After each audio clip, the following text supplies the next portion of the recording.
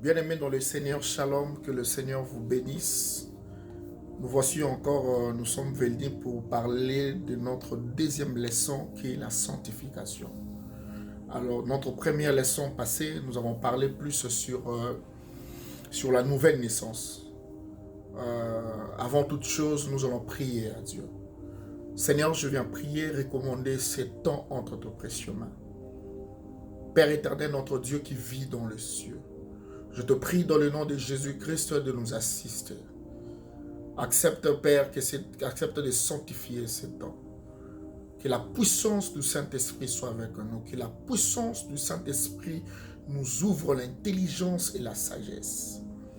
Saint-Esprit, parle-nous, instruis-nous, fortifie-nous pendant ce temps.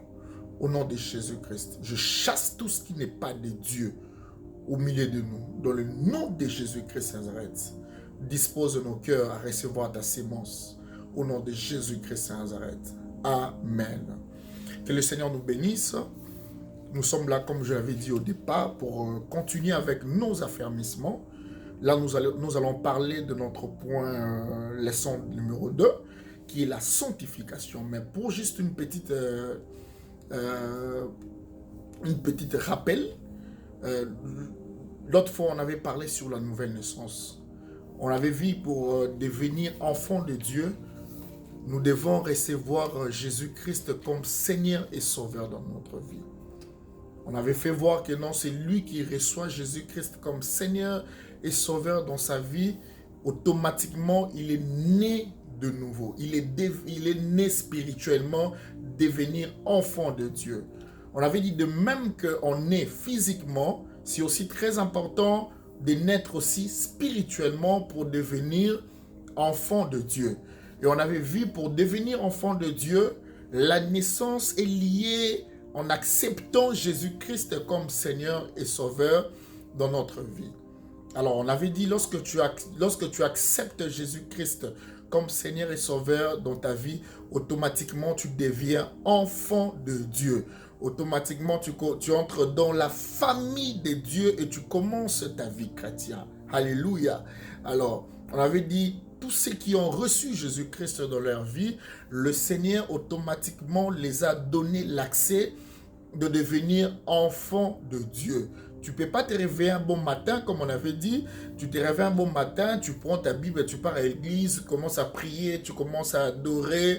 Oh non, à partir d'aujourd'hui, je suis enfant de Dieu. Tu dois accepter Jésus-Christ comme Seigneur et Sauveur dans ta vie. C'est ça qui nous donne, en acceptant Jésus-Christ, ça nous donne la facilité d'entrer dans la famille de Dieu et c'est là que la vie chrétienne commence. Alors, sur ce, nous allons parler de notre leçon numéro 2 d'aujourd'hui qui est la sanctification. Entre parenthèses, on peut dire la vie nouvelle en Jésus-Christ. Alléluia. Alors, je crois que nous allons parler de 3 ou 4 points rapidement pour que nous puissions comprendre maintenant qu'est-ce qu'est la sanctification. Tu attends toujours parler de la sanctification. Comment tu dois être sûr que tu marches dans la sanctification? Comment tu dois être sûr vraiment que non, ma marche chrétienne, c'est parmi de marche de la vie chrétienne, c'est parmi de marche de je marche dans la sanctification ou pas? Alors, on avait dit, quand tu es né de nouveau, comme je peux le dire maintenant, quand tu es né de nouveau, sache-le, il y a des étapes à suivre. Il y a toute une vie à suivre. Il y a des principes à respecter. Il y a des conditions à respecter pour rester et demeurer dans la famille de Dieu. Pour votre information, dans la famille de Dieu, c'est parmi des familles qui sont pures, vraies pures, parce que lui-même, il est saint. Alors, nous qui appartenons dans sa famille, nous devons demeurer dans la sanctification pour lui ressembler. Vous comprenez? C'est pourquoi la Bible dit que celui qui se sanctifie davantage. Au fur et à mesure que nous demeurons dans la sanctification par la grâce de Dieu, sache-le, nous demeurons toujours dans la famille de Dieu et à côté de Dieu. Parce que c'est la sanctification qui apporte l'image de Jésus-Christ en nous. C'est la sanctification qui témoigne devant nous et qui fait voir les gens qui sont tout autour de nous. Réellement, cet homme marche avec Christ. Cet homme a Christ dans sa vie. Alors, notre premier point, c'est lui qui a son stylo ou carnet, ils peuvent écrire. Notre premier point, c'est accepter Jésus-Christ comme Sauveur et Seigneur est le point de départ de la vie chrétienne. Vous êtes devenu un enfant né spirituel et il est important maintenant de croire et de grandir à la ressemblance du Jésus-Christ. Est-ce que vous comprenez un peu? C'est très important de croire et de ressembler à Jésus-Christ. Bien-aimé dans le Seigneur, lorsque tu reçois Jésus-Christ dans ta vie, tu dois te ressembler à celui que tu as reçu dans ta vie. Tu dois ressembler, tu dois faire voir l'image de Jésus-Christ en toi. Parce que tu l'as reçu spirituellement avec foi et tu crois à cela. Et cette image doit apparaître en toi. C'est comme il est écrit dans Luc chapitre 6, le verset 40. Jésus a dit ceci. Le disciple n'est pas plus que le maître. Mais tout disciple accompli sera comme son maître. Tout disciple accompli sera comme son maître. C'est-à-dire, nous sommes, quand tu reçois, quand tu as accepté Jésus-Christ dans ta vie, tu deviens enfant de Dieu et disciple de Jésus-Christ. Automatiquement, comme un disciple bien accompli, tu dois normalement être comme ton maître Jésus-Christ, ressembler à Jésus-Christ. C'est ce qui est très important. Tel est le but de la vie chrétienne. Tel est le but de la vie chrétienne, bien-aimé dans le Seigneur. C'est être comme Christ. Le but de la vie chrétienne, c'est de ressembler à Christ. Alléluia. Nous devons faire cet effort de ressembler à Christ. Nous devons, normalement dans notre marche chrétienne, nous devons ressembler à Jésus-Christ. C'est très, très important de ressembler à Jésus-Christ, de porter son image. Nous devons ressembler à Jésus-Christ. C'est très important. J'insiste là, mon frère et ma soeur. Deuxième point. Croyez-les commencent à vivre cette vie nouvelle qui est une vie de pureté et de sainteté. C'est la sanctification qui est la séparation d'avec sa vie ancienne de péché et de ténèbres. Je répète le deuxième point. Croyez-les et commence à vivre cette vie nouvelle qui est une vie de pureté, de sainteté. C'est la sanctification qui est la séparation d'avec la vie ancienne de péché et de ténèbres. Bien-aimés, la sanctification commence lorsque nous séparons ce qui est vil et ce qui est précieux. Alléluia. La sanctification commence lorsque tu sépares ta vie ancienne et la vie de ténèbres en toi. Tu commences à vivre la vie de Dieu dans ta vie. Tu commences à vivre la vie chrétienne dans ta vie. C'est là que la vie chrétienne commence, mon frère, ma soeur. Tu ne peux pas dire que tu es enfant de Dieu, mais en étant dans le péché. Tu ne peux pas dire que tu es enfant de Dieu en vivant toujours ta vie passée. Non, mon frère, ma soeur. Lorsque tu reçois Jésus-Christ, lorsque tu acceptes Jésus-Christ comme Seigneur et Sauveur dans ta vie, sache-le que la Bible dit toutes choses anciennes sont passées et toutes choses sont devenues nouvelles. Ça veut dire que tu ne peux plus vivre ta vie passée. Tu dois vivre maintenant de nouveautés, comme le Congolais disent. Hein? Je dois vivre de nouveautés dans ma vie. de nouveauté dans ma vie. Tu dois demeurer dans la prière. Tu dois demeurer dans la gloire de Dieu. Comment je dois vivre? Qu'est-ce que je dois faire? Le Saint-Esprit doit te révéler, mon frère, ma soeur. Ça veut dire que ta vie passée, le ténèbre qui était en toi ne peut plus demeurer en toi. Le péché ancien qui était en toi ne peut plus demeurer en toi. Parce que Dieu ne siège pas là où il y a le péché. Dieu siège là où il y a la sanctification. Il a dit à Moïse, lorsqu'en Exode, Dieu a dit à Moïse, il a dit, Moïse, descends et sanctifie mon peuple, car le troisième jour, je descendrai parmi mon peuple. Pourquoi il n'avait pas dit à Moïse, descends et dis à mon peuple que je descendrai parmi eux? Mais il a dit à Moïse de commencer à faire quoi? De sanctifier d'abord le peuple et puis il va descendre. Je t'informe, Dieu ne siège pas là où il y a la saleté.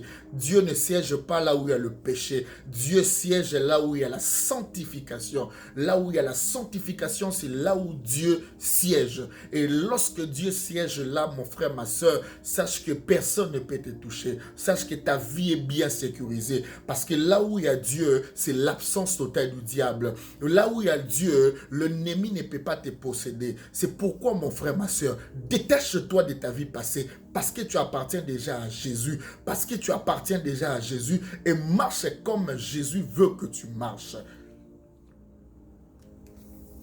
Que Dieu nous bénisse. La Bible dit, les ténèbres ne régnera plus jamais. Le ténèbre ne régnera plus jamais dans ta vie. Parce que tu as accepté Jésus.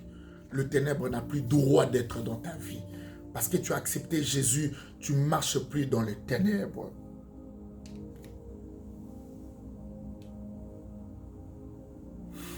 Bien-aimé dans le Seigneur, Jésus-Christ est la lumière.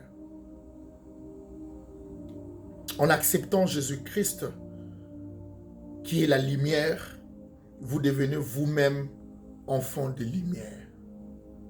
Lorsque tu as accepté Jésus-Christ dans ta vie, sache que Jésus est la lumière, automatiquement la lumière entre dans ta vie.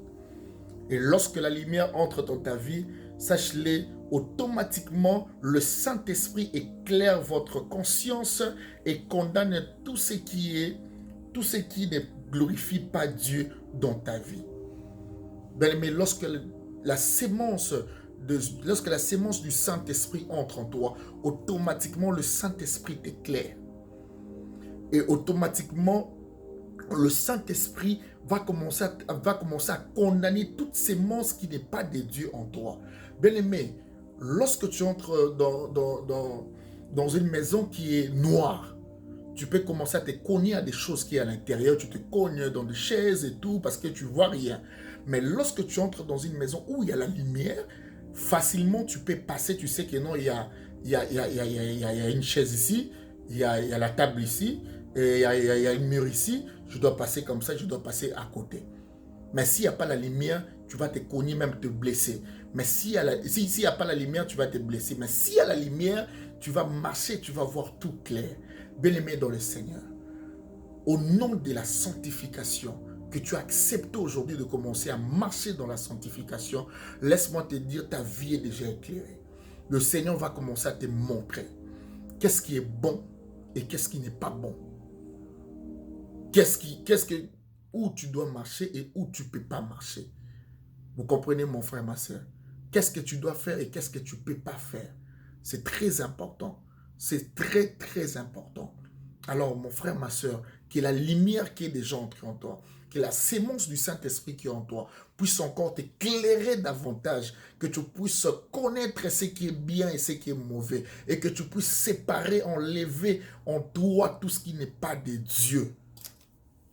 Au nom de Jésus-Christ. C'est très important.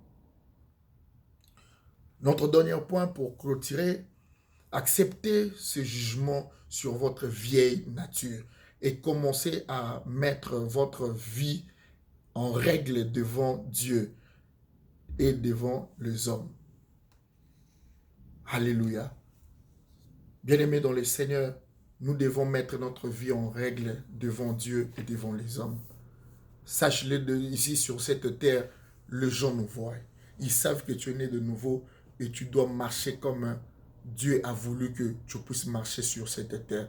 Les gens doivent remarquer que réellement, cet homme est devenu enfant de Dieu. C'est très important. Laisse que le Seigneur vous bénisse. Laisse que le Seigneur vous fortifie à commencer à vivre selon le Saint-Esprit. Commence à vivre selon la lumière. Là où tu es, tu vas lire Galates chapitre 5, le verset Galates chapitre 5, le verset 9 jusqu'à 21 ou même jusqu'à 22. Ça va te montrer le fruit de l'esprit. Tu dois vivre selon l'esprit et non selon la chair. Celui qui vit selon l'esprit, c'est celui qui n'accomplirait pas le désir de la chair. Tu dois vivre selon l'esprit pour que le Saint-Esprit puisse faire germer le fruit de l'esprit en toi. C'est très important. Que le Seigneur nous bénisse. Prions au nom de Jésus. Je prie que Dieu te donne la force de marcher dans la sanctification. Je prie que Dieu te donne la force de demeurer dans la sanctification. Je prie que la sémence du Saint-Esprit puisse demeurer en toi. Je prie que la sémence du Saint-Esprit puisse engendrer le fruit de l'Esprit en toi, dans le nom de Jésus-Christ. Que la puissance du Saint-Esprit t'aide à marcher dans la sanctification et de demeurer dans la sanctification. Au nom de Jésus-Christ, Amen. Que le Seigneur vous bénisse, que le Seigneur vous fasse du bien.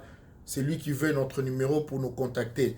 Pour le syllabus, allez dans notre première vidéo, vous allez voir nos numéros et vous allez nous appeler. On va s'échanger pour la continuité encore ou aller dans la profondeur par rapport aux affermissements. Que le Seigneur vous bénisse. On est ensemble.